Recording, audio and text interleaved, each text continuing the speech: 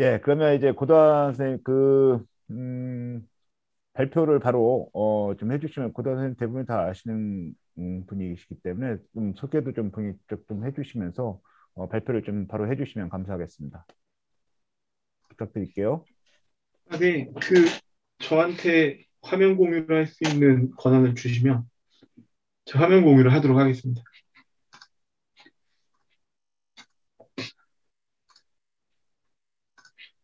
예, 안녕하세요. 저 고도환이라고 합니다. 저는 여행 사회적 기업을 하고 있고 2009년부터 운영했으니까 13년 정도 하고 있습니다. 제가 오늘 이 주제로 이제 의뢰를 받고 이제 내용들을 좀 정리했었고 저희가 원래 이제 이런 류의 일을 하는 법인이기 때문에 저희가 최근에 이제 어떤 고민을 하고 있고 어떤 식으로 이제 내용들을 진행을 할지 그런 것들을 간단하게 제 발표는 길지 않을 겁니다. 간단하게 얘기하고 편하게 얘기 나누시면 좋을 것 같습니다. 저희는 원래 이제 초기에 다들 목적한 바가 있어서 창업을 하는데 약간 젊은 그룹들이 북한에 여행을 갈 수 있는 뭐 그런 실험을 하기 위해서 창업을 했었는데 창업하자마자 금강산에서 박왕자식 피살 사건이 있어갖고 여행을 못 가게 되고 그 이후에 이제 뭐 다양한 활동을 좀 이어간 조직이라고 보시면 될 것 같습니다. 지금 보시는 거는 저희가 서울시와 함께 최근에 이제 남북 청년들이 교류를 하게 됐었을 때 신규 사업을 할 수 있을 것인가, 그다음 신규 사업에 대한 의지가 이제 있을 것인가 이런 것들에 대해서 이제 저희가 조사를 했었던 거고 뭐 보고서 내용이 궁금하신 분들은 저희 홈페이지 들어오시면 보고서는 다운받아서 보실 수 있을 겁니다. 네, 뭐 그런 거였었는데 뭐 여러 가지 얘기가 있지만 뭐 되게 재밌는 뭐 사실들이 있습니다. 예를 들자면은 청년 그룹은 통일에 관심이 있지는 않습니다. 네.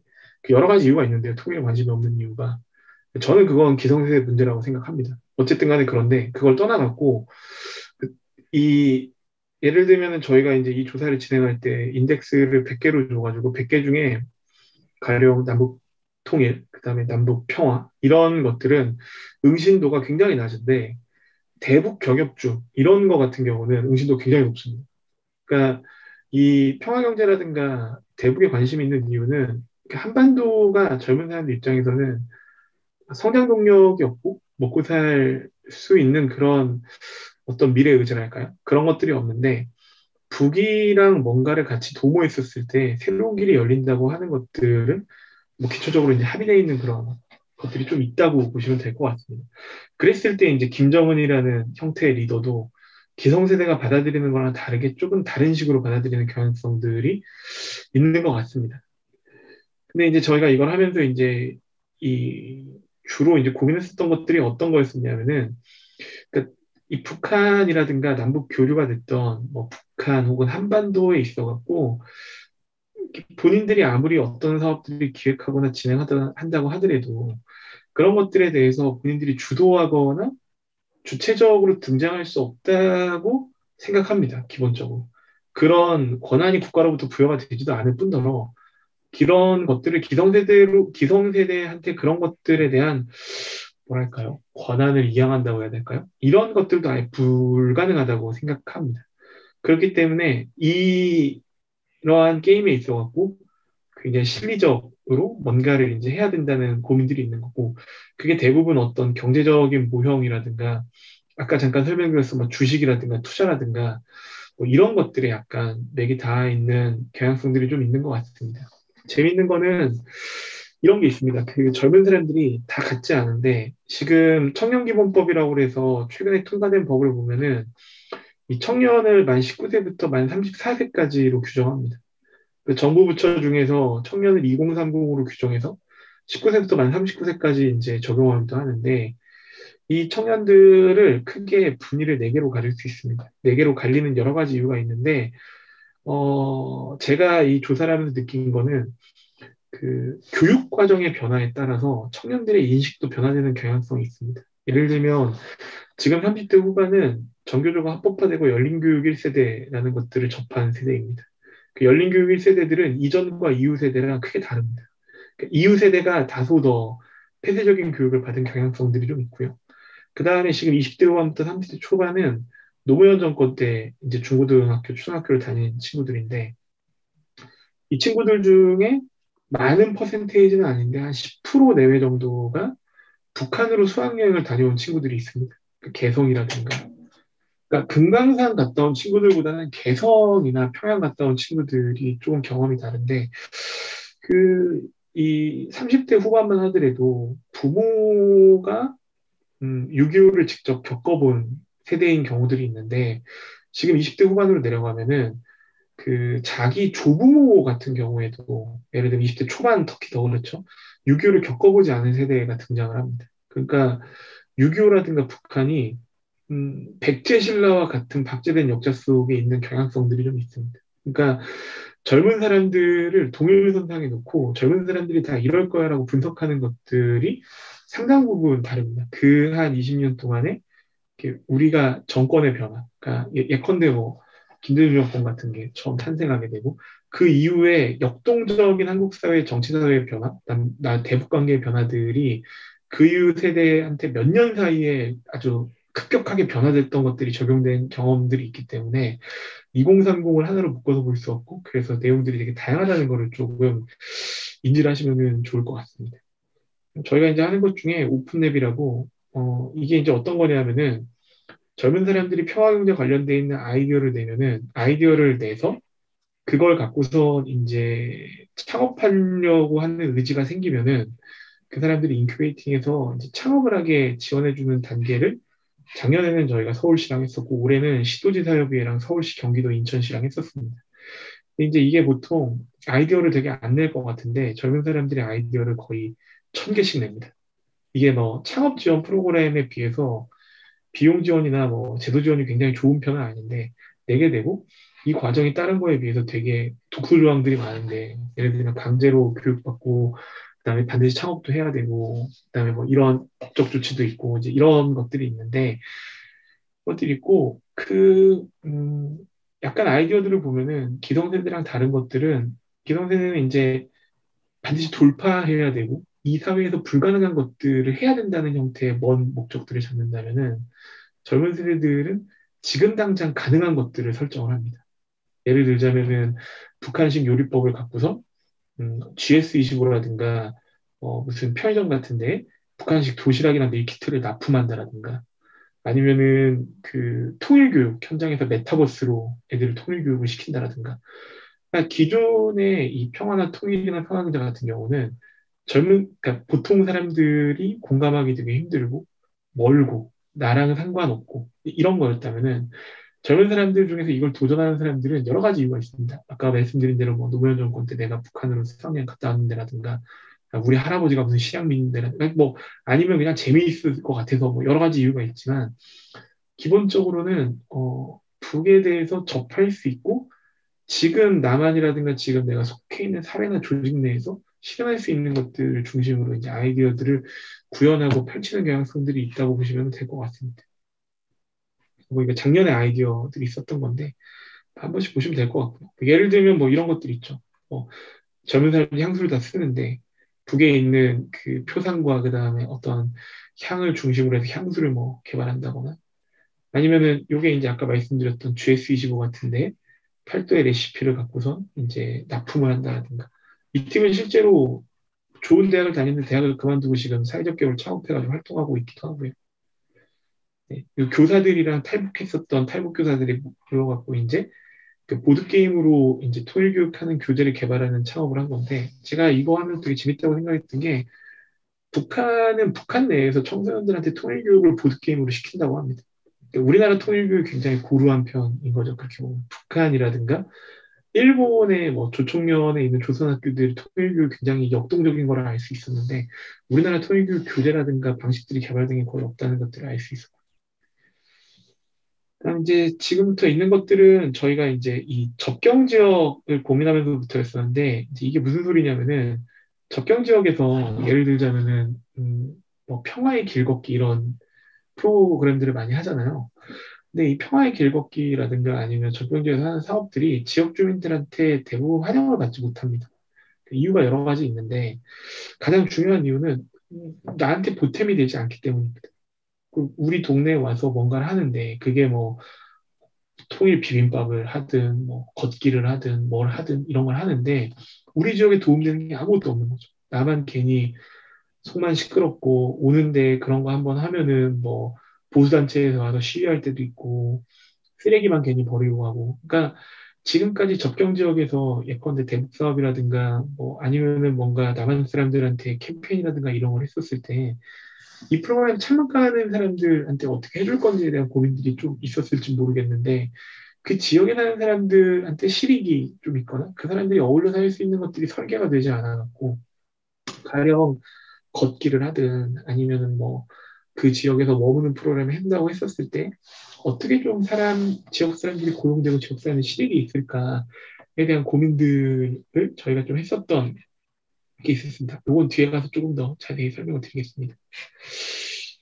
요 내용을 보시면은 2018년에 청소년 연구원에서 했던 건데 여기는 이제 없는데 청소년들한테 통일했으면 좋겠어라고 하면은 50%가 채 안 되는 응시이 나옵니다. 그러니까 모른다라는 얘기도 굉장히 많이 있지만 근데 남북이 교류한다고 하면은 교류에는 다 참여한다고 얘기하는데 여기에서 이제 압도적으로 높은 게 수학여행이나 관광 같은 것들이죠. 그러니까 우리는 이전까지 예를 들면 통일이라든가 교류라든가 뭐 평화 경제라든가 이런 것들을 일직선상에 이렇게 올려놓고 이제 봤다고 하면은 젊은 친구들이나 청소년들은 이것들을 다 구분해서 봅니다. 네. 통일이라는 것까지 생각하기에는 그러니까 내가 이미지가 없는 거죠. 상상력이 없습니다. 그러니까 왜 합쳐야 되는 거며 불편한 건 없는 거며 이런 것들이 없지만 궁금하고 알고 싶고 그다음에 같은 언어를 쓰고 같은 문화를 갖고 있기 때문에 특별하다고 생각하기 때문에 그러니까 호기심이 굉장히 많이 있다고 보시면 됩니다. 이 호기심을 충족시킬 수 있는 방법들이 별로 없는 상태죠. 남한 사회에. 뭐 그게 뭐 예컨대 국가보안법 때문에 그럴 수도 있고 여러 가지 있는 것처럼 그런 것들이 좀 있다고 보시면 될 것 같습니다. 아까 말씀드렸었던 DMZ에서 예를 들면 평화의 길이나 이런 걸 하게 된다고 하면은 제가 봤을 때 핵심은 지역사회에서 이 사람들을 좀 고용하고 지역사회에 도움이 되는 일들을 좀 해야 됩니다. 제가 이걸 보면서 저희가 접경지역에 사업을 조금 하는데 사업을 다니면서 느낀 게 최근에 접경지역은 슈퍼나 기반 시설들이 다 없어지면서 무인 편의점들이 생깁니다. 이 무인 편의점들이 24시간 운영을 하지도 않고 오후 4시 되면 문을 닫습니다. 그러면은 접경 지역에 사는 사람들은 무인 편의점 노인분들이시니까 무인 편의점 이용하기 되게 힘들잖아요. 그거 바코드 막 알아찍고 해야 되니까. 그러니까 편의시설들이 없어지고 사람이 살 수 없는 이제 약간 황폐화되는 지역들이 나오는 거죠. 그게 이제 코로나 때문에 조금 더 심화됐고 그 전에 아프리카 돼지열병 때문에 이동이 제한되면서부터 어려워진 것들이 있는데 그런 것들을 보면은 접경지역에 사는 사업들은 대부분 지역에 어떻게 일자리를 만들고 지역 경제에 어떻게 유발 효과를 일으킬 수 있는지를 중심으로 설계가 돼야 되는데 과도하게 이벤트로 설정되는 이 경향이 있기 때문에 이러한 형태의 설계를 할 필요가 있다는 생각들을 했었고요. 그 다음에 이제 이 접경 지역 자체를 지정학적으로 놓고 봤을 때 교류나 여행들이 저할 그 갈등 자체를 저할 수 있는 요소들을 설정하는 게 중요하다는 생각이 있는데 러시아, 일본의 쿠릴열도 같은 경우에는 이렇게 아시다시피 러일 전쟁 이후에 남사할린 같은 경우에 그 강제로 이제 일본의 이제 영토들이 할양되게 되는데 2017년에 푸틴과 아베 총리가 이제 만나갖고 일본에서 조금 기술을 전수하고 대신 러시아는 이제 그 인근의 해역에서 자원조사를 할 수 있는 것들을 풀어주면서 남사할린 섬의 골든 트라이앵글처럼 무비자를 좀 왔다 할 수 있게끔 이렇게 개방하는 요소들을 갖습니다. 이 개방이 양측이 센카쿠 열도처럼 무력 충돌이 빈번하게 일어날 수 있는 것들을 저해시키는 뭐 효과들을 좀 가져오는 경향성들이 있었습니다. 사실은 DMZ도 무력 충돌이 꽤 있었는데 DMZ 내에서 사실 무력 충돌을 안 할 수 있는 방법들은 DMZ의 외국인들 굉장히 많이 왔다 갔다 하는 것들이 가장 효과적이라고 봅니다, 개인적으로. 그런 측면에 봤을 때 이런 것들을 좀 참고할 수 있고, 아마 이건 이윤희 총장님이 열심히 하시는 건데, 이 팔레스타인 가자지구에서 이런 행위를 했었던 것들도 무력 충돌이라든가 갈등 조약들이 좀 요소를 낮추는 거죠. 제가 봤을 때는 뭐 DMZ에다가 뭐 나무 심자 이런 거는 뭐 좀 얘기가 어려울 것 같고요. 대신 뭐 이런 건 할 수 있죠. 가령 허경영 공약일 때 유엔에 있는 어떤 조직이라든가 기구 같은 것들을 유치하는 것들은 충분히 가능하고 실제로 지자체나 정부에서 추진한 적이 있습니다. 유엔 관광기구라고 UNWTO의 이 아시아 지부가 현재 오사카에 있다가 나라라고 조그마한 도시에 가 있습니다. 나라라는 일본 도시에 가 있는 이유가 나라가 동대사를 중심으로 동아시아의 국제교류를 처음 했다는 뭐 명분으로 오사카가 뺏겨서 이제 가 있는데 그걸 이제 서울시나 인천시나 강원도는 UNWTO의 아시아 지부를 유치하려고 했었습니다. 그 DMZ라든가 이 접경지역. 그리고 유엔 평화대학 같은 경우에 경기도에서 이 접경지역 쪽에 설치하려는 시도들을 했었었죠. 그런 것들을 보면은 이제 그런 것들이 이제 이런 이야기들입니다. 그런 것들이 있는데 그런 것들을 접경지역에 좀 하는 것들을 해야 실제로 대중적으로 좀 이슈도 좀 공감하고 이야기들도 좀 할 수 있는 것들이 가능하지 않을까라는 생각들이 있습니다. 제가 유엔 대학 같은 경우에 우리나라 지자체라든가 일선 대학에서 추진한 적이 있었는데 왜 안 되는지를 좀 고민해 보면은 이게 국가의 의지가 되게 중요한 것 같습니다. 이 개별 대학이라든가 개별 지자체가 아니라 정부 차원의 의지가 되게 중요한 것 같고 그 참고로 유엔 헤비타트라고 지금 청와대가 있는 박수현 수석이 이거를 만드는데 유엔 헤비타트 그러니까 유엔 조직을 잘 아시겠지만 방식이 두 개 있습니다. 유엔 조직이 지부나 지소를 한국에 설치하는 방식이 있고 한국에서 법적 근거를 두고서 한국위원회를 만드는 방법이 있는데 예를 들면 박정희 정권 때 유네스코를 그렇게 만들었었죠. 최근에 한국이 한국위원회를 못 만들다가 유엔 헤비타트가 국토부의 도지재생의 일반회계를 편성하면서 한국위원회를 만들게 돼서 패스트트랙으로 이 본부가 나이로비인가 어디 있는데 통과를 시켜주게 됩니다. 그러니까 이 안이 괜찮다고 하면은 제가 봤을 때는 지자체나 개별 대학보다는 중앙정부에서 이런 사업들을 좀 고민하는 것들이 맞다는 생각들이 있고요. 아 이거는 저희 작년에 그 오픈랩이라는 사업하면서 젊은 친구들이 낸 아이디어인데, 그러니까 이 유엔에 보면은 재난이 터졌을 때 인근 지역들끼리 정보를 공유하고 이 정보를 통해서 재난들을 서로 저해하는 요소들을 갖는 데이터 센터가 있습니다. 이게 이제 정량 데이터보다는 재난 정성 데이터가 훨씬 중요한데 예를 들면 불의 방향이 어디로 갈지라든가 구호물품이 어떻게 필요한지를 정량으로 조사할 수 없어갖고 정성적인 데이터들을 기자들이 이렇게 포팅하듯이 이렇게 모아놓는 그 유엔의 허브가 있습니다. 근데 이제 남북 강원도나 남북 경기도의 인근에 사는 사람들을 보면은 이 데이터가 공유되게 됐었을 때 저해될 수 있는 요소들이 많이 있는 거죠. 예를 들면은 아프리카 돼지열병은 야생 멧돼지의 경로를 알아야 되는데 남한도 북한의 경로를 몰라서 고생하고 있고 북한도 남한의 경로를 몰라서 고생하고 있습니다. 그리고 가령 최근에 났었던 홍수 같은 경우에 북이 뭐 댐을 언제 개방을 할지, 그 다음에 남한에서 뭐 올라가는 산불 같은 경우에 위로 올라가는 것도 어떻게 막을지에 대한 데이터들이 남북이 직접 의사소통하는 게 어려우면은 유엔 내 허브를 통해서 뭐 영어를 통해서라도 이런 것들 좀 공유하면 좋아서 뭐 이런 재난 데이터 센터들을 운영하는 게 필요하다는 형태의 아이디어들이 제출된 게 있는데 이런 검토를 제가 알기로는 경기도는 조금 했었던 걸로 알고 있는데 뭐 그게 쉽지 않죠. 지금 여건 다. 뭐 이제 이런 고민들이 좀 있는 것 같아요. 그래서 저는 약간 지자체 같은 경우에는 아까 말씀드린 대로 뭐 그런 이벤트 하는 것보다는 그 접경 지역에 있는 지자체들이 대부분 소멸 지역이기 때문에 어떻게 하면 좀 일자리도 만들고 그리고 뭐 지역 경제에 효과를 갖고 올 수 있을지를 볼 수 있다고 생각했는데 지금 이제 보이시는 것처럼 그 이 지역 기반의 관광을 하는 조례도 이렇게 지자체들이 좀 만들고 있고 상위법인 관광진흥법도 이런 식으로 개정이 돼갖고 이런 것들을 좀 추진하면 어떨까라는 생각인데 최근에 파주시와 연천군이 이런 조례를 제정을 해갖고 파주사 연천군은 좀 접경 지역에서 이런 것들을 해보려는 고민들이 있다고 들었습니다. 그리고 뭐 지역재생은 YMCA 당연히 열심히 하시는 거는 다들 잘 아실 것 같고요. 최근에 젊은 사람들이 보시는 것처럼 접경 지역이나 예를 들면 예전에 이제 GOP 같은 곳에 들어가고 이제 괜찮은 여행 프로그램들을 하는 경우들이 있습니다. 이런 조직들이 여러 활동들을 하는 게 있는데 이 조직이 제가 되게 인상적이라고 생각했던 거는 외국인을 대상으로 이 프로그램들을 합니다. 그래서 이런 것들이 좀 볼만한 사례라고 생각을 하고 있습니다.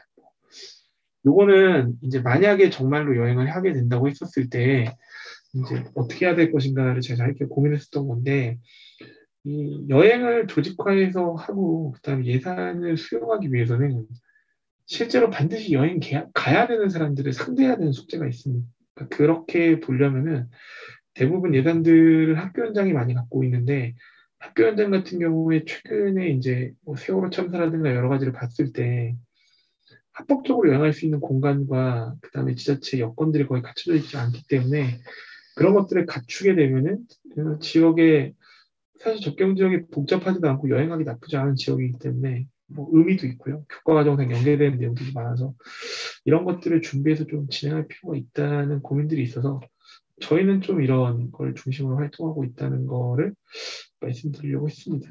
예, 제 얘기는 여기까지입니다. 감사합니다. 예, 감사합니다. 개인적으로 오늘 스터디를 많이 하는 시간이 돼서 좋은데요. 혹시 우리 고단 선생님 발표 내용에 대해서 좀 이렇게 질의가 있거나 코멘트가 있으시면 좀 부탁드리겠습니다.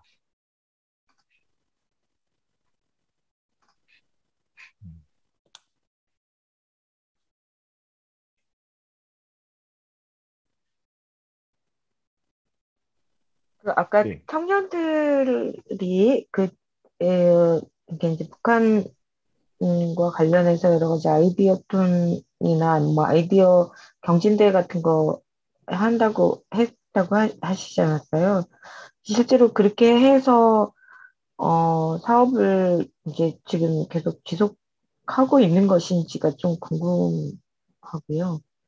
또 규모가 어느 정도나 되는지도 조금 궁금하네요. 그 요즘 청년들은 그 단순하게 아이디어 내는 거를 잘 하지 않습니다.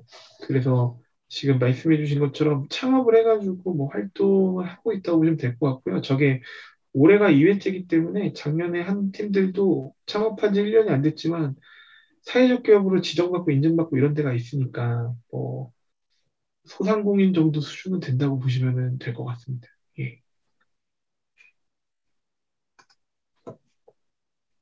지금 그, 예, 말씀하시죠. 예, 한 가지 더 질문을 하자면, 이제 공정관광이라고 하는 개념이 이제 사회적 경제가, 이제 추구하고 있는 어떤 그 관광에 있어서의 어떤 비즈니스 영역이 되고 있는 것 같은데, 실제로 지금 이제 접경 지역에 관한 부분 말씀하셨는데, 오늘의 주제가 이제 남북 상생 경제와 뭐 사회적 경제라고 한다면, 실제로 그런 어떤 남북 간 교류 협력에 있어서 그 공정관광이라고 하는 가치들이 어떻게 이렇게 좀 솔루션으로서 구성되거나 또는 이 북측에 또 제한될 수 있겠는지 뭐 이런 생각을 좀 해보셨는지요? 그, 그러니까 일단은 우리나라 접경 지역이 열악한 것처럼 북측 접경 지역도 굉장히 열악합니다. 네, 북은 대부분 접경 지역들이 열악한 편인데 그게 굉장히 열악한 축에 속하고요.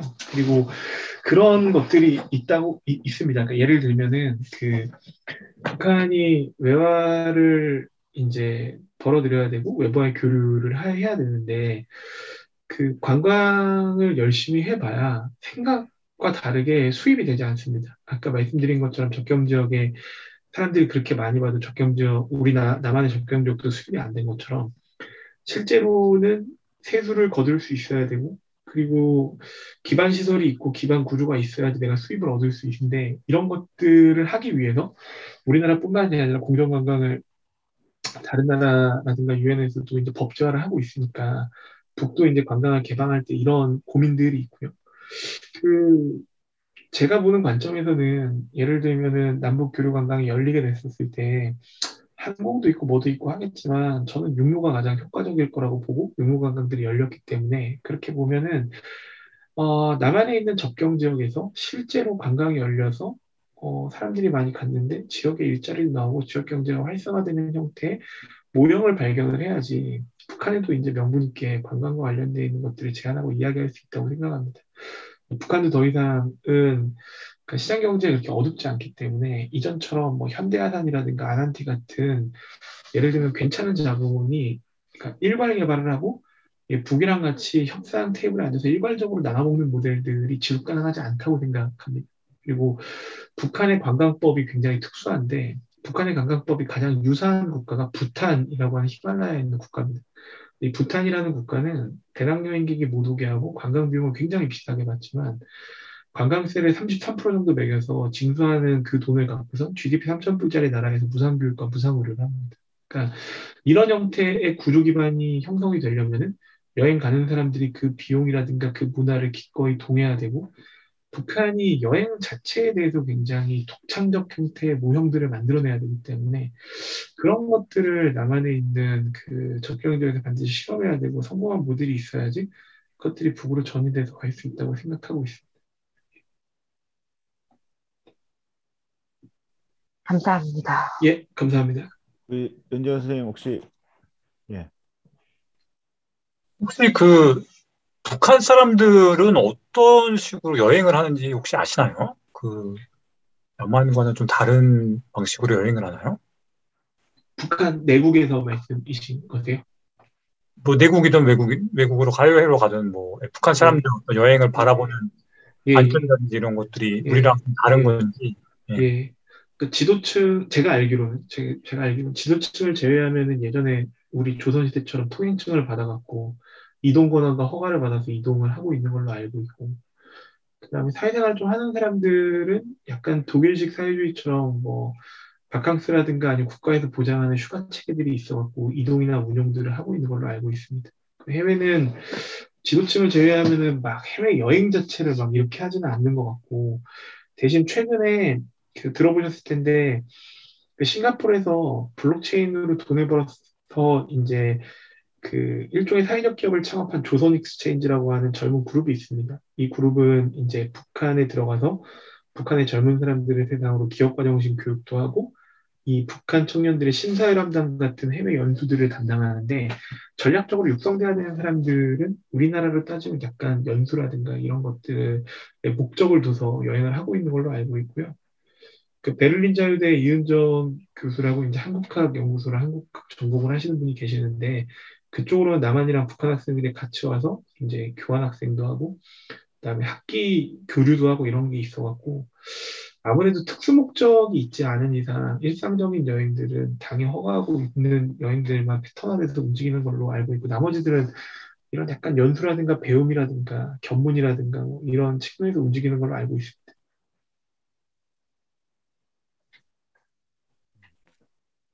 그 제가 좀 단순한 질문인데요.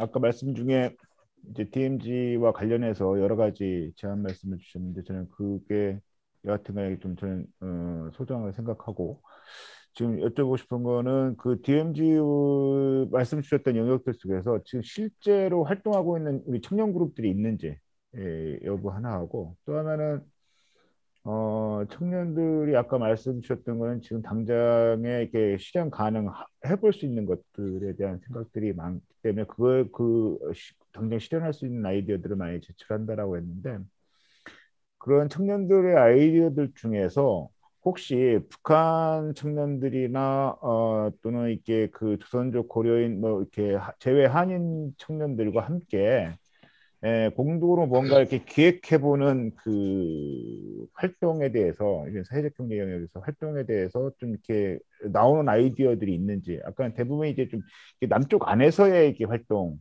우리가 당장 지금 해볼 수 있는 남쪽 안에서의 활동에 대한 아이디어라면 제가 지금 여쭤보는 거는 북쪽 제외 그 한인 청년들과 공동으로 한반도 전체를 놓고 이렇게 좀 지금 당장은 아니더라도 준비를 한다거나 이런 걸 좀 해볼 수도 있지 않을까라고 상상하는 그런 아이템들이 있었다면 어떤 게 혹시 있었는지 좀 듣고 싶습니다.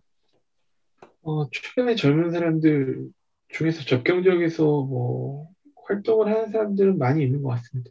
예, 그 강화도에도 많이 있고 아까 설명드렸었던 양구나 춘천이나 고성이나 뭐 이런 데도 많이 있고 많이 있는 편인데 아무래도 음, 그 이전처럼 무슨 시민사회라든가 이런 기반이 있지 않기 때문에 개인 사업자라든가 개인이 먹고 사는 걸 중심으로 약간 연결돼 있는 경향성이 있지만 활동하는 사람들은 생각보다 검색만 해보셔도 금방 많이 나온다는 거 아실 수 있을 것 같고요. 그리고 저는 사회적 경제가, 그러니까 사회적 경제를 떠나서 이제 이렇게 불확실성이 크고, 그 다음에 오랜 기간 동안 준비해야 되는 것들을 추진하기에 사회적 경제가 너무 여유가 없다고 생각합니다. 네. 이렇게 뭐 여유가 있고, 그 다음에 긴 호흡을 가져갈 수 있는 여건이 조성이 돼야지 뭘 할 수 있는데, 예컨대 뭐 농협 정도 되고, 뭐, 그 다음에 뭐 무슨, 어디가 있을까요? 아이쿱 정도나 한살림 정도 되는 무슨 생협 조직이면 뭐 좀 해볼 수 있을지 모르겠는데, 당장 뭐 오늘 어떻게 될지도 모르는 이걸 할 수 없을 것 같고요. 제 생각에 없을 것 같고 재회 같은 경우에 이런 게 있습니다. 예를 들자면 우리들이 당연히 알고 있는 예컨대 뭐 일본에는 뭐 제일조선인이 있어. 얘는 제일조선 청년이 벌써 3세대가 나오고 있어. 뭐 고려인이 등장해. 라는 사실 자체를 잘 알지 못합니다. 네. 그러니까 이거를 제가 아까 말씀드린 거에 힌트가 있는데 할아버지나 아버지가 유교를 겪었거나 이런 것들을 구전으로 알려주지 않으면은 이게 교육과정 속에 편입이 돼 있어야 되는데, 그러니까 저는 약간 평화 통일 뭐 이런 평화 경제 이런 걸 하시는 분들이 그러니까 교과 과정이나 학교 현장에서 이게 어떻게 적용되는지를 너무 등한시한 경향성이 있긴 한 것 같아요. 그러니까 학교에서 배우지 않으면은 접할 수 있는 방법이 없습니다, 이거는. 그러니까 그걸 모르기 때문에 만나야 된다는 사실조차도 모릅니다. 지금 이게 되게 재밌는 게. 근데 알면 만날 수도 있죠. 근데 이제 문제는 제일조선이나 아시다시피 지금 현재 국가보안법상 접촉하면 이제 안 되죠. 그 제일조선인 중에서 북한 국적 대부분 갖고 있으니까 그런 것들이 있고요. 그다음에 고려인이나 이런 경우는 그 정부기관에서도 청년들끼리 그렇게 교류하는 것들을 많이 하게 합니다. 예를 들면 저희도 최근에 그 신북방국가라고 문재인 정부에 설정한 데랑 남한 청년들이 원래는 만나서 이제 캠프를 해야 되는데 못 만나니까 온라인으로 교류하고 이런 걸 하는데 그중에 고려인 학생들이 섞여 있고 그러니까 이제 이런 것들이 문제만 안 되면은 의외로 그런 친구들을 만나고 연결돼가지고 하는 프로그램들은 많이 있는데 그 고려인이야 뭐 이랬다고 하면은 이 친구들이 인지하고 있는 게 있건데 고선지 이런 건 알고 있는데 예를 들면 뭐 페치카 최재형이 뭐 이래갖고 그 다음에 뭐 러시아 내에서의 혁명 이후에 뭐 얘들이 뭐 무슨 시베리아로 옮겨가 이런 건 잘 모릅니다 또. 그러니까 학교 현장에서 어떤 교육을 어떻게 받고 성장한지에 따라서 지금 청소년이나 젊은 사람들이 볼 수 있는 시야가 열리는데 특히 이제 예를 들면은 뭐 이명박 정부 때라든가 이때 이제 교과과정이 다시 한번 바뀌게 되는데 이때 일했던 친구들이 접할 수 있는 것들은 거의 없었다고 보시면 되죠. 그 부모 세대들도 마찬가지로 못 접했었고. 네. 그래서 저는 경험한 거에 기반해가지고 할 수 있는 것들이 있으면 방법들을 찾아서 좀 하는 경향성은 지금 젊은 세대한테 있는 거라고 이해하고 있습니다.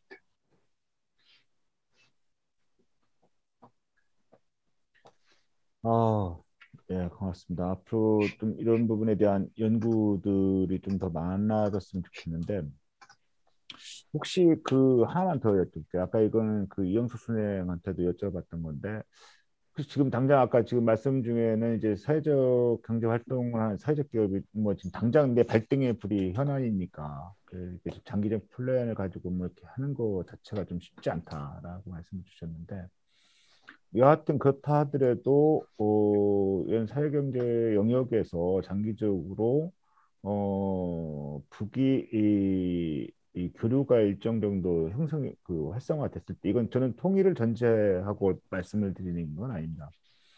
일정한 이제 평화의 흐름이 일정 체제가 형성이 돼서 교류가 일정하게 가능하다라고 했을 때 이러한 그 남북 공동의 어떤 협동으로 경제를 할 수 있는 또는 경제를 협동을 하는 이런 방식에 대한 연구나 준비를 하고 있는 그룹 국내외에 예, 그런 것들이 있는지 좀 그게 사람을 준비한다거나 아니면 사업 아이템을 준비한다거나 아니면 그런 재원들을 뭐 준비한다거나 아니면 그런 조직들을 좀 맹화의 씨앗들을 만들기 위해서 노력하는 그룹들이 있다거나 뭐 그런 것들이 있으면 좀 말씀을 좀 주시면 감사하겠습니다.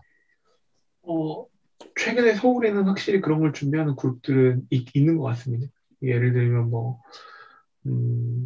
그런 걸로 펀드를 만들려고 하는 데도 있고, 예컨대 블록체인이나 코인을 발행하는 그룹들도 있고, 그리고 예컨대 펀드를, 그런 활동을 하는 데는 많이 있는 것 같습니다. 근데 제가 이렇게 좀 보니까 활동을 하고 시도하는 데들이 늘 많이 있는데 그게 오래 못 가는 이유가 음, 그러니까 지속 가능하고 안정적 형태의 펀딩을 확보한다거나 아니면은 뭐 비즈니스로서의 모델을 확보하기 되게 어려운 것 같습니다. 예를 들면 사회적 경제는 어쨌든 전제는 기업 활동이기 때문에 이게 사회적 기업이라는 게 예컨대 뭐 후원을 받거나 뭐 이래서 돌아가는 게 아니라 뭐 재활을 생각해서 뭘 팔거나 하여튼 이래야 되는 숙제가 있는데 그게 무척 어렵죠. 이런 일을 한다고 했었을 때. 그리고 뭐 이 활동을 하다가 상당수 많은 분들은 이제 정치를 하시는 분들도 많이 계신 것 같고요. 예. 그게 이제 꼭 우리는 이제 국회의원만 알지만 제가 서울에 와서 느낀 게 시의원이나 구의원들 중에서 그런 활동하다가 들어오신 분들이 굉장히 많이 계시는 경향성이 또 있고요. 그래서 그런 것들이 있기 때문에 사실은 조금 괜찮은 민간 세력이 등장하게 하려면은 정부가 가지고 있는 뭔가를 좀 열어줘야 뭐 해결되는 게 맞는 것 같습니다. 전통적인 통일단체에서 얘기하는 것처럼 뭐 오이사 조치를 뭐 어떻게 하든가 무슨 국가보안법을 뭐 좀 어떻게 하든가 뭐 이런 약간 전향적인 게 있어서 지금보다는 리스크가 조금 더 해지가 돼야지 젊은 사람들도 뭔가를 좀 더 할 수 있는 걸 할 수 있을 것 같은데 지금 상황이라고 하면은 뭐 프로젝트라든가 아니면 뭐 이게 의미도 있고 재미도 있고 하니까 그 정도의 느낌으로밖에 못 뛰어드는 것 같습니다. 지금 상황에서 봤을 때.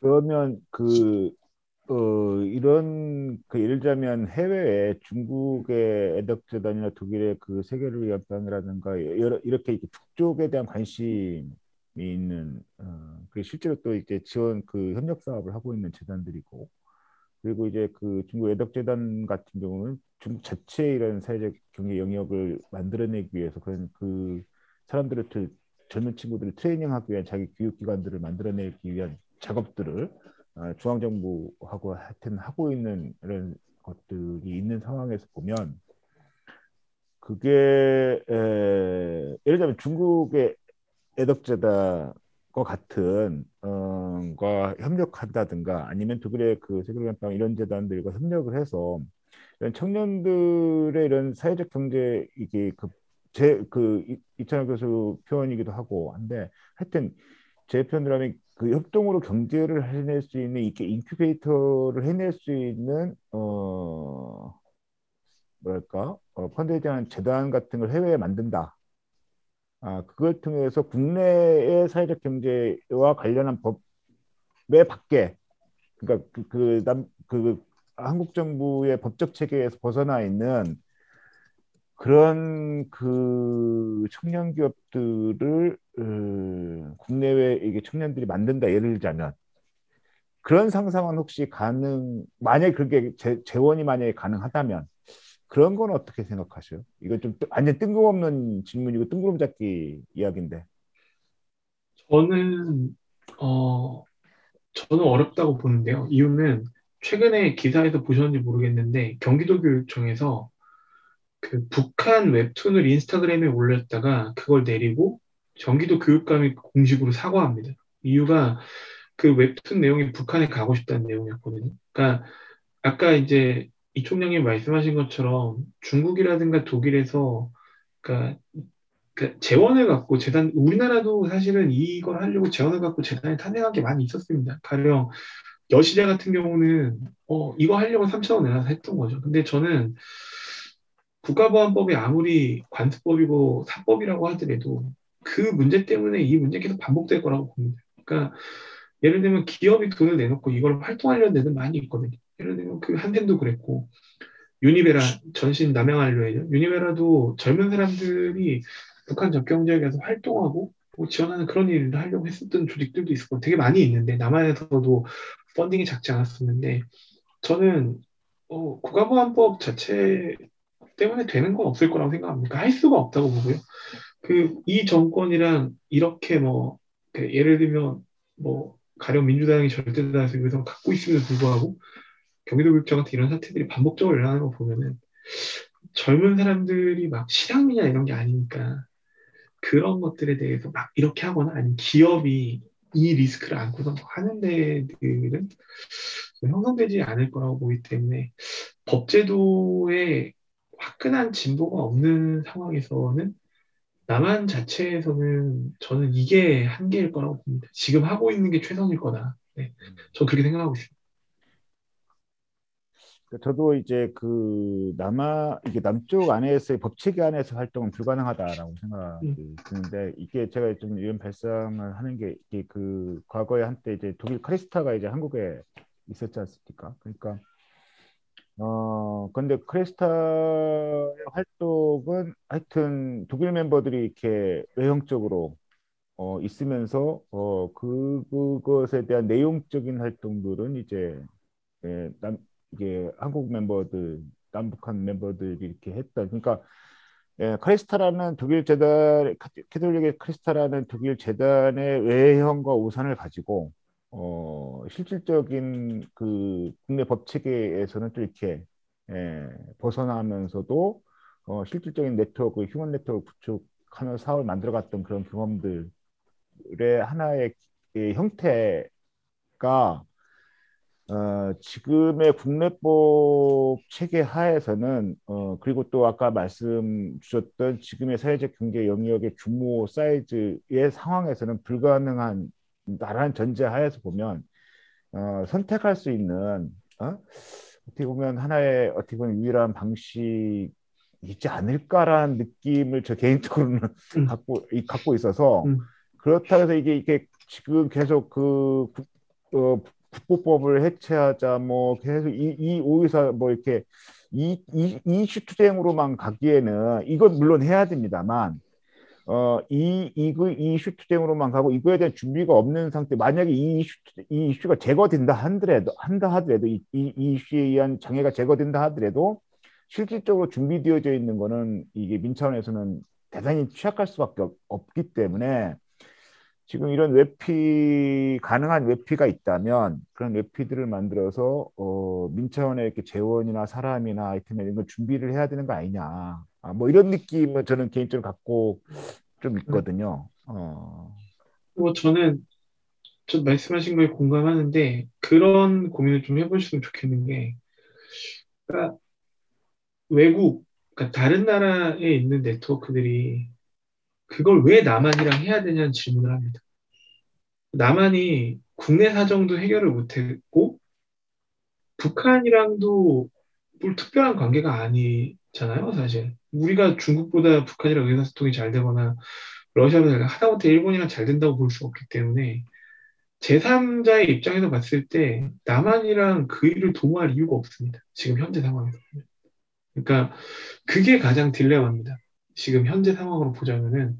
그래서 제3자들 남한이 도대체 이 한반도 문제와 대북 문제에 있어서 무엇을 할 수 있고 남한이 카운팅 파트너로서 어떤 효용 가치가 있는지에 대한 설명을 요구하는데 우리가 얘기할 수 있는 것들이 굉장히 궁색한 상태라고 생각이 돼서 저는 하여튼 뭐든 해결이 돼야지 가능할 거라고 생각하는데 가령 뭐 잘하고 못하고를 떠나서 그 예컨대 노무현 정부 때를 보자면 음, 남한만 할 수 있는 것들이 있다는 형태의 인지가 됐었기 때문에 말씀하신 그런 것들이 가능했었던 거고 지금은 여러 가지 이유로 그게 이제 안 되고 있는 거죠.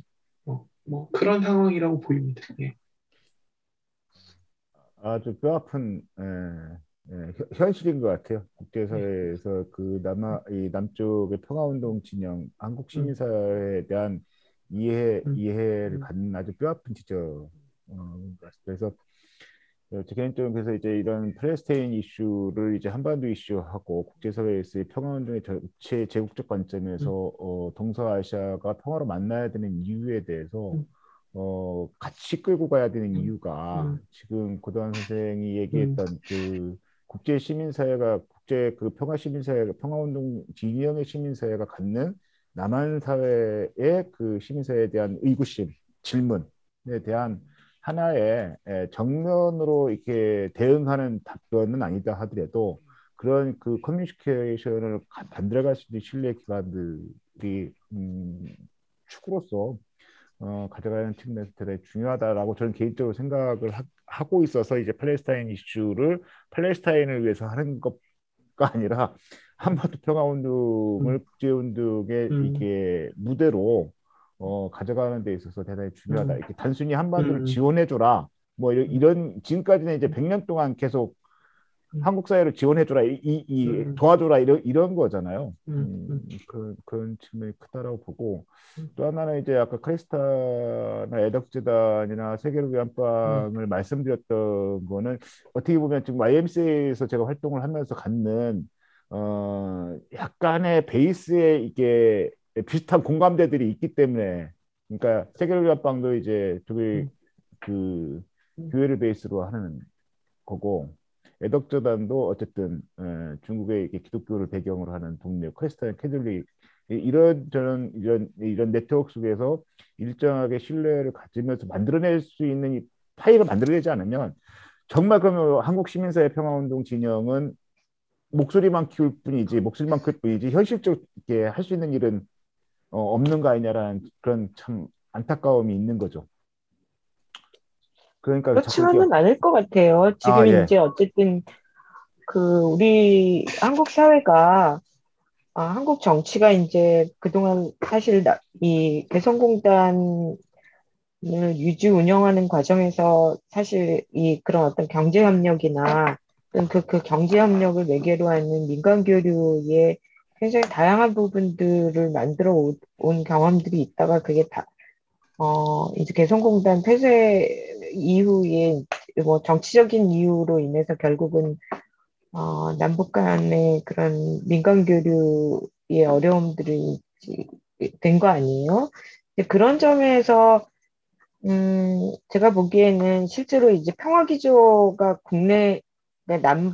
그러니까 이게 남북미가 됐든 남북 간의 그런 평화기조가 회복되면 굉장히 빠른 속도로 그런 어떤 성과들을 만들어낼 수 있고 또 사회적 경제 기업가들이 상상하는 그런 어떤 새로운 접근법이라고 하는 게 충분히 가능하다. 그리고 그런 여지 되게 그런 경험들이 또 있잖아요. 예를 들어서 뭐 이 민간 단체들이 남북의 인도적 지원 과정에서 보면 실제로 이제 뭐 그 여러 가지 경제 제재에 대응한 기술을, 그러니까 이제 생활 문제, 그러니까 그 지역의 어떤 문제들을 해결하기 위해서 지원하는 방식이 그러니까 이제 그야말로 현실적이고 굉장히 실용적인 방식으로 지원할 수 있는 여러 가지 해왔던 경험들이 있단 말이죠. 그리고 그 경험들이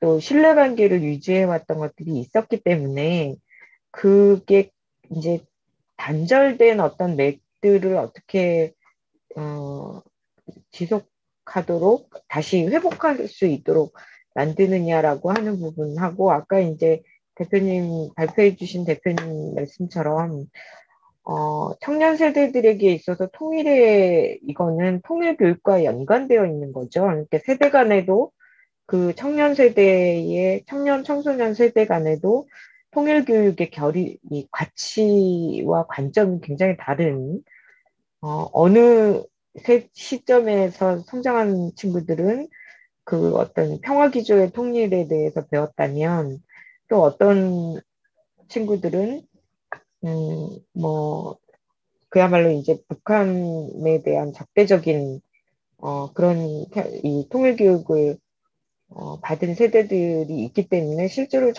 이 나이가 어린 세대들일수록 실제로 통일 문제라기보다는 어떤 이렇게 뭐 교류할 수 있는 그런 어떤 뭐 하여튼 그런 차원에서의 관심이 있고 또 통일이 서로 체제가 너무 다른데 통일이라고 했을 때 그 통일이라고 하는 것이 새로운 형태의 갈등을 만들어내는 거 아니냐라고 하는 우려가 현실적으로 있는 거고 그거는 결국 우리의 그 시민사회가 됐든 뭐 국가 정책에 있어서든 통일을 어떻게 준비할 거냐라고 하는 데 있어서 사회적 합의가 아직 없는 거잖아요. 구체적으로.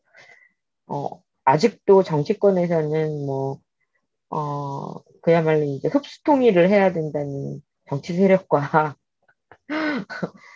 그러니까 뭐 하여튼 그런 것들이 너무 이렇게 이 극단적으로 대립된 상황 안에 있기 때문에 이제 그런 여지들을 시민사회와 사회적 경제가 조금 협력을 해서 뭐 교육의 새로운 어떤 내용들을 만들어낸다든지 또는 뭐 실제로 뭐 북한 사회가 어떤 건지 또 그들의 문화라고 하는 것이 어떤 건지를 좀 배우고 뭐 이런 것들이 우선은 더 필요하지 않을까 이런 생각이 들고 그런 준비가 되지 않은 상태에서 잘 모르겠어요. 그리고 뭐 아까 이제 질문하셨던 부분에서 보면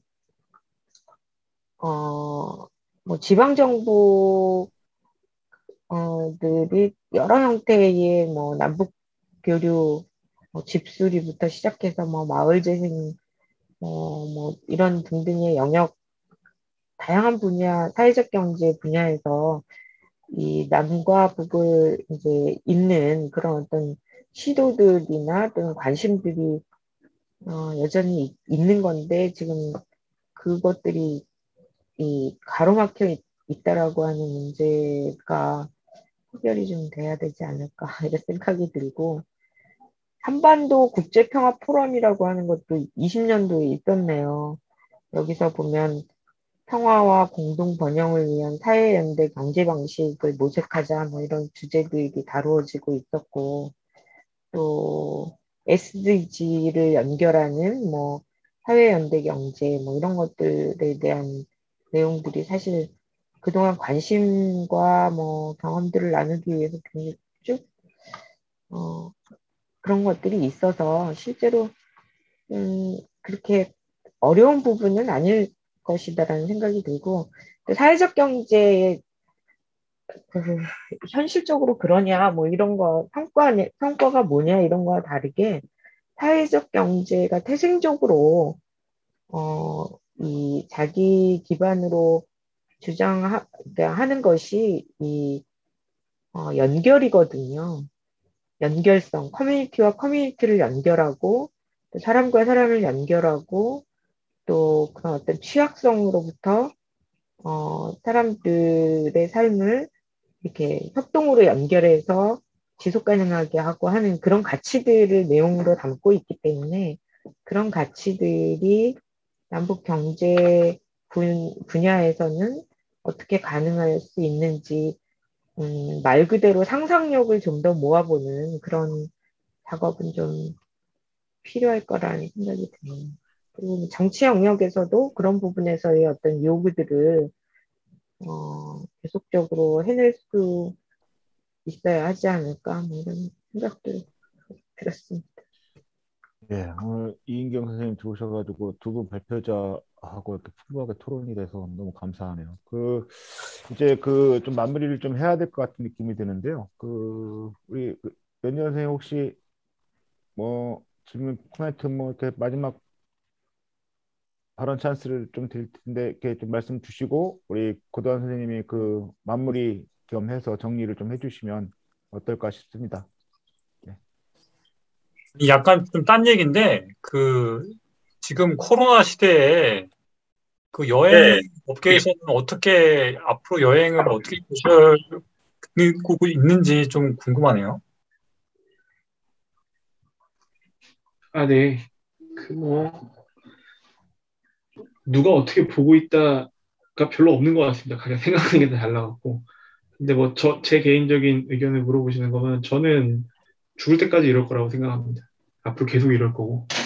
그러니까 이제 앞으로 계속 이런 상태일 거라고 보는데, 전통적인 여행업을 보면 우리가 이제 89년에 여행 자유화되고 여행을 되게 많이 하는 시대로 전입했기 때문에 여행을 한 번 할 때에는 가는 곳이나 하고 싶은 게 일치되고 여행을 많이 하기 시작하면 가는 곳과 하고 싶은 것들이 다 달라지잖아요, 자연스럽게. 그래서 사실은 다양한 사람들의 다양한 욕구를 여행사가 어차피 수용을 못해서 선진국들은 우리나라처럼 규모가 된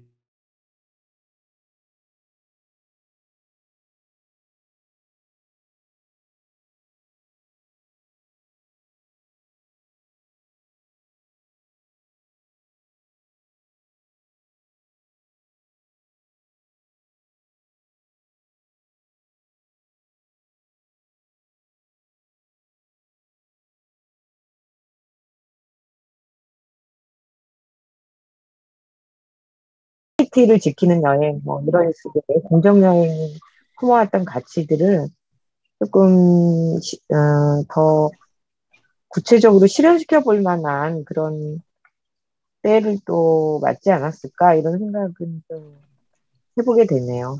그러니까 그동안에 너무 소비지향적인 그런 관광으로부터 한 2년 동안 그, 이제 집에 머물러 있게 될 수밖에 없으면서 사람들의 어떤 노동에 대한 어떤 선택도 달라진다고 하잖아요. 삶의 양식이 전체적으로 달라지는 그런 변화를 맞고 있어서 그런 부분에서 공정여행의 브랜드가 조금 사람들에게 더 많이 어필될 수 있도록 할 필요가 있겠다 이런 생각도 들고. 예, 감사합니다.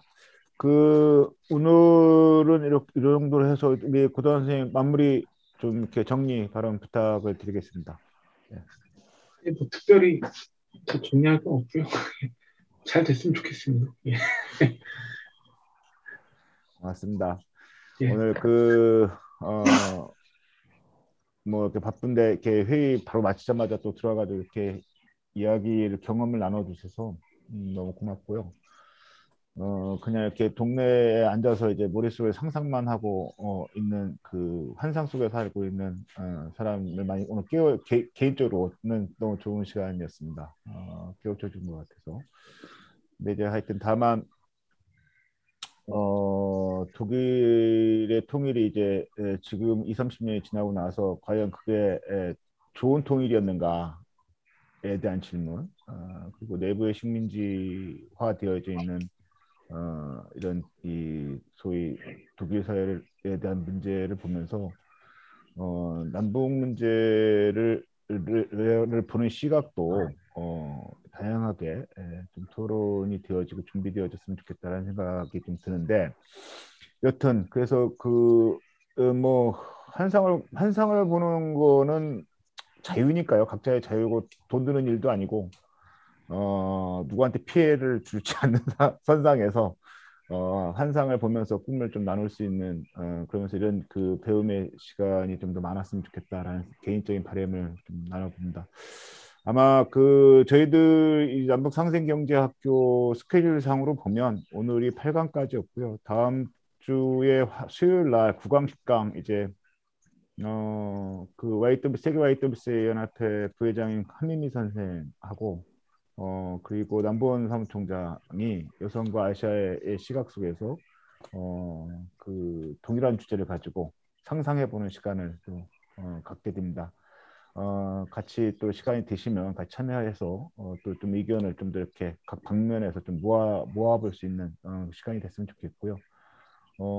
혹시 12월 16일 날 가능하시면 전체 종합하는 포럼을 또 한번 해보려고 합니다. 그때는 주제 강사로 지금 이제 잘 아시는 그 한반도 그 중립화를 추진하는 사람들이라는 단체에서 이제 그 사무총장으로 며칠 전까지 계셨던 임상호 교수님을 모셔서 저는 이제 지금 어느덧 이렇게 한국의 평화운동 진영에서 통일 방안, 평화 체제로 뭐 이렇게 어쨌든 뭐라고 얘기를 하든 간에 이런 좀 거시적인 그 틀 속에서의 자기 이 평화운동, 이 사회적 경제, 그러니까 예를 들면 어떤 평화 체제, 상상한 어떤 평화의 체제 속에서 이런 남북의 상생을 만들어갈 수 있는 방식의 운동이 뭘까를 한번 상상해보는 토론회 시간을 좀 가져보려고 합니다.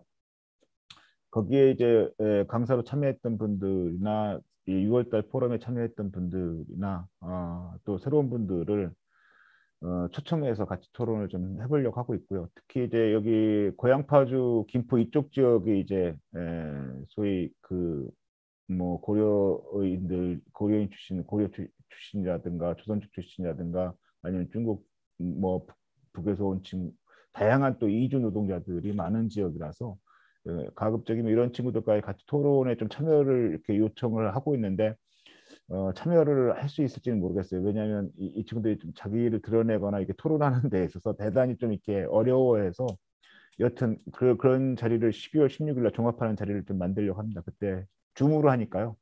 같이 좀 참여를 해주시면 또 감사하겠습니다. 오늘 정말 복되게도 지금 이인경 선생님 오늘 같이 참석해 주셔가지고 오늘 토론이 더 배움이 더 많았던 제 개인적으로는 그리고 복된 시간이었던 것 같습니다. 오늘 부럽네요. 같이 또 발표해 주신 우리 고도환 선생님 너무 감사하고요. 또 다음에 또 초청해서 배움의 시간을 또 갖도록 하겠습니다. 오늘은 여기까지 8강을 마치는 걸로 하겠습니다. 감사합니다.